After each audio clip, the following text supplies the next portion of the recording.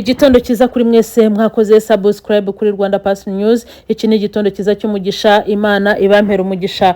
Karibu nawe ikaze aribwo ukihagera bwa mbere, tubane kuri uyu murongo wizewe kandi umurongo ubagezaho amakuru yihuse kandi atari ivumbi. Inkuru twabateguriye rero, reka tubagezeho ingingo z'incamake ziranze aya makuru twabateguriye. Ububiligi bwahaye drone ejo ku itariki 22 zahaye Uburundi drone ibihumbi 5 zo kwifashisha mu gutera u Rwanda. Tuki mu Burundi rero, Perezida Evariste Ndayishimiye yavuze ko amatora ahombye abarundi. Turaza kubirebera hamwe mu magambo arambuye. Muri Amerika, umunyamabanga w'ingabo za Amerika zirwanira mu mazi yirukanywe. Turaza kurebera hamwe mu magambo arambuye impamvu yabayateye uriya musirikare kuba yakwirukanwa. Nagarutse kubagezaho amakuru yose mu buryo burambuye. Amakuru reka tuyatangirire ku gihugu cy'u Burundi. Mu Burundi Ububiligi bwahawe drone ibihumbi 5 zo kwifashisha mu gutera u Rwanda. Igihugu cy'Ububiligi biravugwa ko kimaze igihe giha Burundi umurundo w'intwaro ngo bazawifashishe mu mugambi wo gutera u Rwanda bahuriyemo n'ibindi bihugu. Amakuru agera kuri Bwiza avuga ko Brussels yasabye Gitega kuyifasha muri uriya mugambi kugira ngo bakureho ubuyobozi bw'u Rwanda. Ibyo ubuyobozi bwa Perezida Evariste Ndayishimiye bwaje kwemera. Bivugwa ko kugira ngo uyu mugambi ugende neza, Uburundi bwasabye Ububiligi, Ubufaransa burimo ubw'intwaro zigezweho ndetse n'ubwirinzi bw'ikirere kugira ngo uriya mugambi uzacemo. Mbere yo kubuha intwaro ziganjemo izari zimaze igihe kirekire mu bubiko. Ni intwaro zirimo za drone zibarirwa mu bihumbi 5 ndetse n'imbunda ziganjemo iziremereye. Bivuga ko kandi Uburundi bwamaze gutegura ingabo zibarirwa mu bihumbi 50 zigomba kwifashishwa muri uyu mugambi. Umugambi w'Ububiligi n'Uburundi wo gutera u Rwanda kandi uravugwamo ibihugu bya Repubulika Iharanira Demokarasi ya Kongo, Tanzania, Angola na Afrika y'Epfo.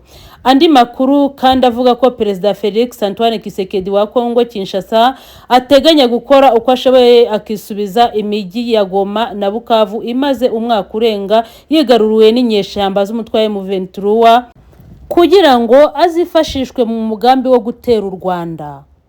Amakuru kandi avuga ko ambasaderi w'u Burundi i Brussels Terence Ntahiraja amaze igihe ahuriza hamwe abarwanya ubutegetsi bw'u Rwanda baba mu Bubiligi kugira ngo babazifashishwe muri uriya mugambi.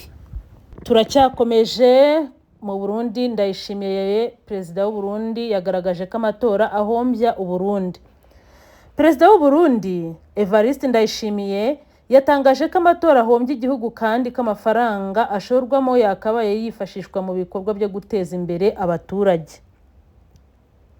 Inkuru dukura ku kinyamakuru Igihe iravuga ngo ubwo yatangarizaga ibikorwa byo guhugura abaturage mu matora ateganyijwe mu 2027 byabereye muri stade Ingoma mu ntara ya Gitega, yavuze ko yaganiriye n'ubuyobozi bwa komisiyo y'amatora CN amubwira ko amatora ahenda cyane. Ndayishimiye yagize ati, nahoze mvugana n'umuyobozi wa CN yambwiye ko amafaranga ateganyijwe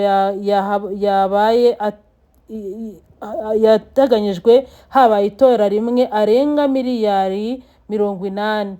Nsanga izo miliyari twashobora kuzubakisha kuri buri komine amacumbi y'abanyeshuri. Uyu mukuru w'igihugu yavuze ko abarundi babaye bagiye inama bakanzura ko bagomba gutorera ku rwego rw'umudugudu aya mafaranga yakoreshwa mu bikorwa byo guteza imbere u Burundi.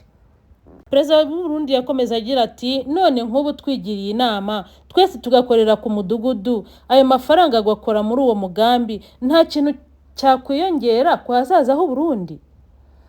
Yabwiye abarundi bateraniye muri iyo stade ko mu bihugu byateye imbere hatabaho amatora kenshi kuko nta kindi afasha keretse guhindagura inzego zakabaye zubaka iterambere gihamye. Perezida Ndayishimiye yatangaje ko bitandukanye n'ahandi aho abantu batorera mu bwihugiko buba buri kuri site zitora zateganyijwe, abarundi bo batora ku mugaragaro kuko ntacyo bikanga. Inkuru irakomeza ivuga ko mu mwaka w'2027 mu Burundi hazaba amatora y'umukuru w'igihugu.